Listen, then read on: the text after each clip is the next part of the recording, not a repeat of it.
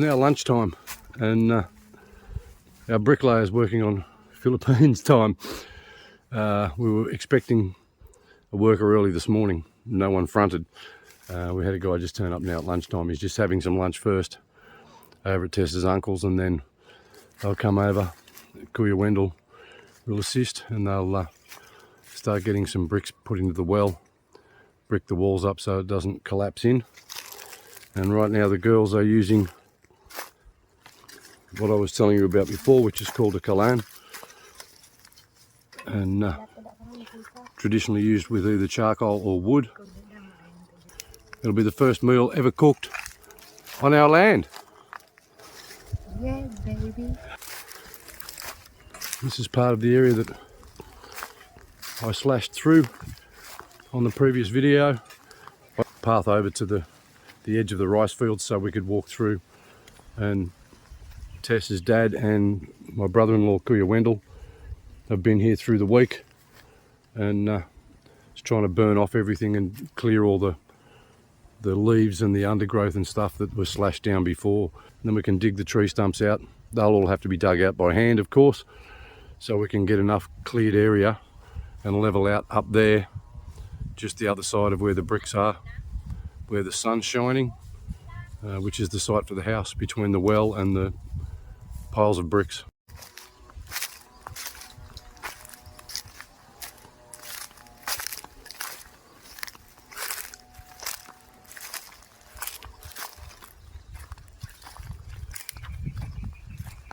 These are the bags of sand and gravel we got from the river.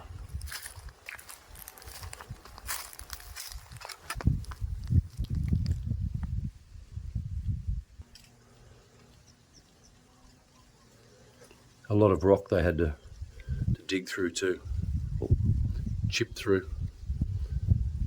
So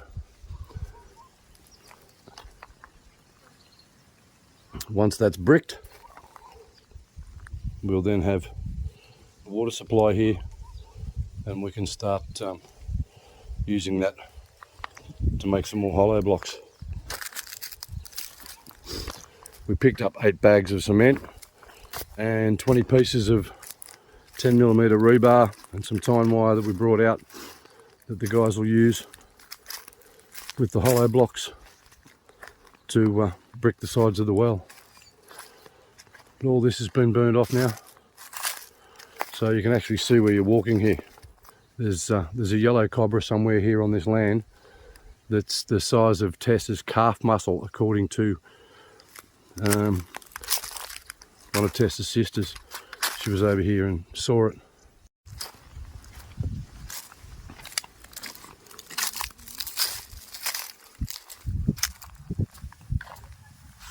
You guys will remember I slashed all this with the brush cutter. We need to trim around the coconuts before they burn off the rest of that long stuff, so it doesn't burn the coconut trees. There's an ant mound. It's about 4 or 5 feet high. I didn't even know that was in the long grass because you couldn't see it until the boys burned it all off. So I think I explained before that it's a superstition here that the ants are good luck. You don't destroy the ant mounds. They're not good luck when they bite me, let me tell you.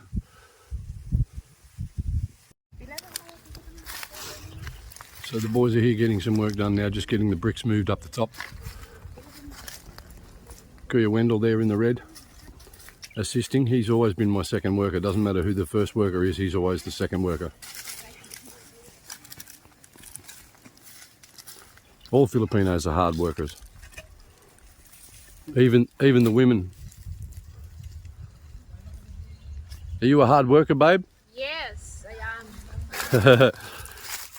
You're supposed to say no, I'm lazy.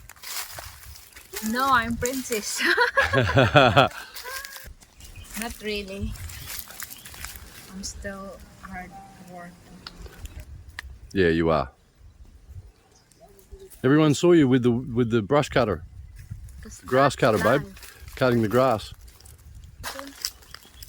We need to get the bags of cement and the rebar, load that in the truck and bring it over here to the land, because it's back at HQ. Nasa buho na pandua ari dio. The boys have found a yellow cobra in the bricks. We knew they'd been living here. Pagutay ko lang ma. Anong color ya? Pabilihan. Pabilihan. Ano? Pili do? Sikita ko. Pabilihan. Bo kan bibilian. Bilihan ko yan eh. Kala ko nang uga. Pero way ko no tampi na. Kiss me ano yan? Kiss me. Ay, dito kahaling gali kita na. Eh, Pep. Hindi, wala butas ang ano. Dubla ko na butas. Ano? Ito sa kwano. Tabo. Ano ko? Tabo. Pabilihan. Oh, bantay man gali na ni. False alarm. Yeah, but, I thought I was going to see my first live yellow cobra. I haven't seen one live personally yet. And just to give you an idea of how difficult it's going to be to clear this land, there's stuff like this. The whole place is littered with stumps like this. And they all need to go out. This was like jungle here originally when we first purchased it. You couldn't walk through here. It was just really literally like jungle. The boys came through and hacked through with a machete to clear the jungle out so we could actually see, but it's littered. When we first bought this land 2 years ago, it was all literally like that. It was jungle. So you couldn't even, it was difficult to even walk through. You had to bring a machete and slash your way through like you were in the jungle. It was literally covered. So the boys have come through 3 times now in the last 2 years, cutting everything down with machetes and burning off. But it's looking a lot clearer now than it did even a month ago. And I've had a few people ask me why the driveway stopped here. Well, it stopped here for a reason, because there's a road plan. There's a road plan. This is the boundary at the side of our land where these trees are. Runs up through that bamboo and up to the top of the hill. Goes back that way across to the barbed wire fence on the opposite side where the girls are. And there's been talks with local government and the mayor, and they're planning to put a concrete road through, and we've given up 3 metres of our land on this side of the boundary, and Tess's dad's cousin owns this land here that we're at the moment driving across to access our land. She's given up 3 metres of land on her side of the boundary so they can put an access road through here.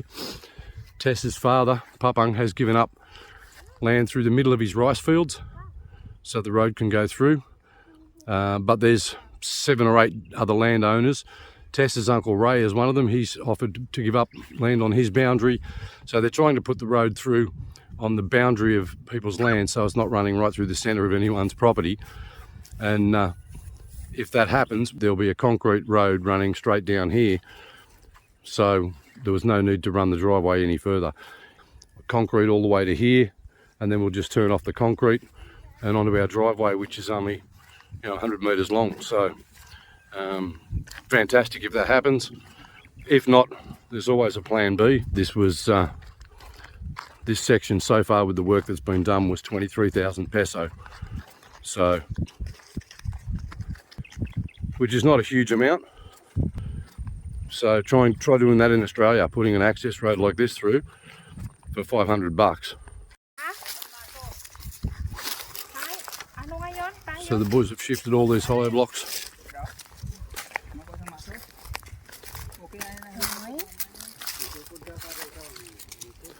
I'll get the foundation set down the well today and be ready to start bricking up tomorrow.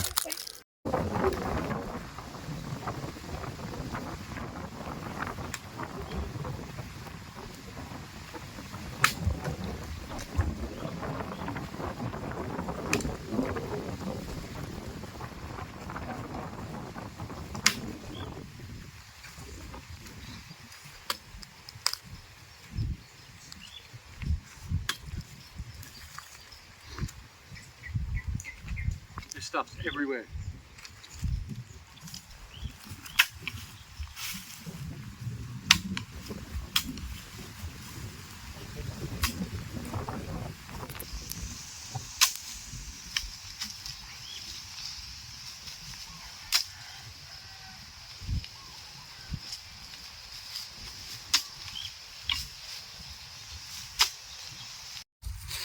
I just wanted to rake up the leaves so I could see the tree stumps and stuff sticking out of the ground. I can dig them out. So I've got most of the stuff out of the way through here because I want to be able to bring the truck. I want to be able to bring the truck in the morning back in here and park it under the tree in the shade. But there was so many of those tree stumps sticking out of the ground, so we've just spent the morning digging them up and getting rid of them. So now at least we have a clear area where we can use our Kalan. I can park the truck. So we have our rebar here now. A couple of bags of cement, a lot of bags of sand and gravel from the river and the hollow blocks. Also got some water out of the well to use for making the cement.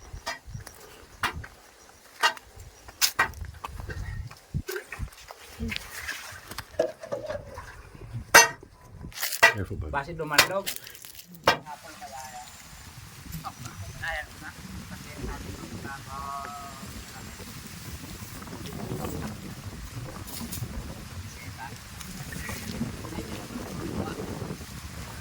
As you can see, it's a beautiful spot here, and today it's actually a really nice wind more than a breeze. It's great. It keeps the sweat down and it's quite comfortable. I turned the camera around so you could see my hair blowing in the wind, but it's pretty pointless. So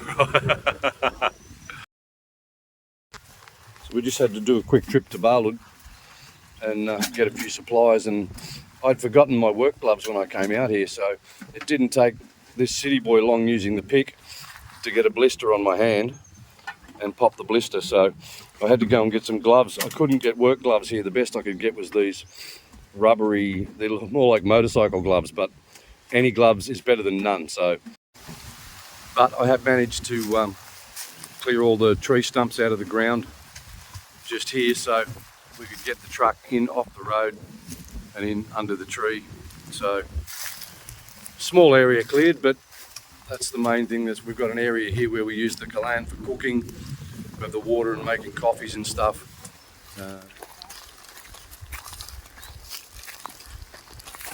Boys are mixing some mud. They've started getting some bricks in there.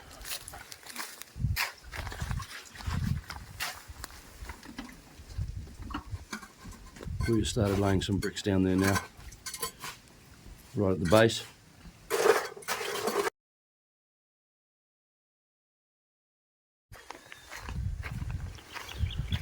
So day 2 of laying the bricks in the well. You'll see the process for getting the bricks down is a big hook. And Kuya Wendell is lowering the bricks down on a rope.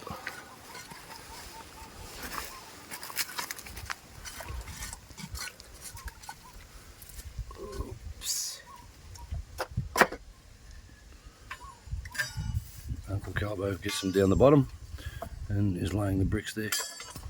We're up about 4 courses, maybe 5 courses. Tatlo naman, bali 6 na ina na patong. 4 ang dalog. 4 na si dalom na pang. Paul. Oh, okay. Madalog na lang. Dalom ko. Diri 3 lang diyo. This is the process for getting the mud, the cement down there, being lowered down on a rope, and the other rope has got the hook for lowering the hollow blocks down. Hindi man parehas eh. And the boys stocked some water out of the bottom of the well day before yesterday, so it could replenish and they could use the water for the mud. So the estimation for bricking was approximately 2 days, so I think maybe 3 really. They'll get maybe halfway up today, maybe just over, and then get the last. I'll have to let the concrete dry, and then tomorrow hopefully they'll get the final bricks in and get it up above ground, and that'll be the well finished, apart from moving all this dirt which will go down onto the land here where the house is going to go once it's all cleared here. The original plan was for us to stay again today, but it's 9:50 in the morning. It's almost morning tea time, and Kyle has been sick for the last 3 days, and then last night I must have caught it from Kyle, so because I was vomiting myself last night, woke up this morning feeling very weak and very tired, and I said to Tess, we'll just get everything out. We brought the birthday cake out for Papang's birthday today, his 63rd, but we won't be staying for celebrations. I said we'll just get everything organised and packed up, and because we've got a long drive to get back to the city. So, and the boys got the well finished. Again, as I said, all this dirt and rocks and stuff here we'll use as a base where we're going to build the house. That'll all go over onto the land there. So, but nice high sides so the kids can't fall in. And we've still got scaffolding in there. Got some steps, steel steps. I don't know if you guys can see that in the dark. I'll try and get a better shot. Got some steel steps built in to be able to climb down in there.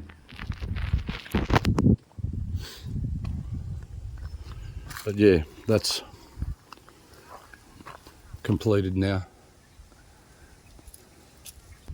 And the plan is to also harvest rainwater off the roof of the house, so hopefully that will give us enough supply of water out here in the middle of nowhere.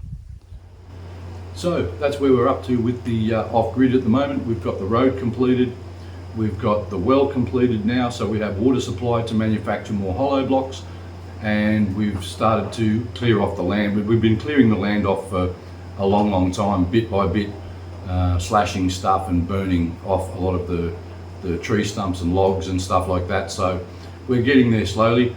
Also have to give a shout out to Larry Sebring, our latest member. Thank you, Larry, for becoming a member and supporting our off-grid build. Don't forget, guys, the memberships, not expensive. They're very, very cheap. It's around 8 to 9 cents per day is all it will cost you to be a member and help support our off-grid build.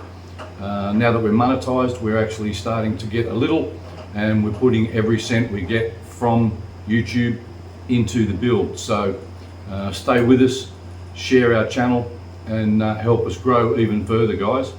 So anyway, next week you'll see we managed to get a tractor borrowed for just the afternoon, and managed to get some of the trees pushed over and cleared off some of the land, and we're now in talks trying to get a bulldozer onto the land to get it leveled out where we want to build the house. So stick with us next week, don't miss that episode. And again, thank you very much for all your support, guys. The increase in subscribers has been fantastic, and we very much appreciate all your help. Thank you so much, guys, for watching our video, and please don't forget to comment, like, and subscribe our channel. Salamat kaayo from an Australian in the Philippines and a Filipina in the Philippines. Peace out.